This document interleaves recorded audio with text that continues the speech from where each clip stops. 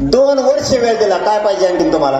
या संभाजीनगर मधून सरकारमधल्या सगळ्या मंत्र्यांना सांगतो आणि विशेष करून देवेंद्र फडणवीस साहेबांना सांगतो. मी जास्त मीडियावाल्याच ऐकतो. ते म्हणले थोडं आवाजावर बोलत जा. त्याला म्हणलं बरं जाऊ द्यावं, थोडं बोलत जा. काय करता मग?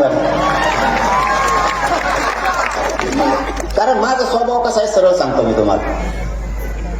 जो माझ्या समाजाची सभ्य वागतो त्याच्या संग मी सभ्य वागतो. आपला धंदा तसला.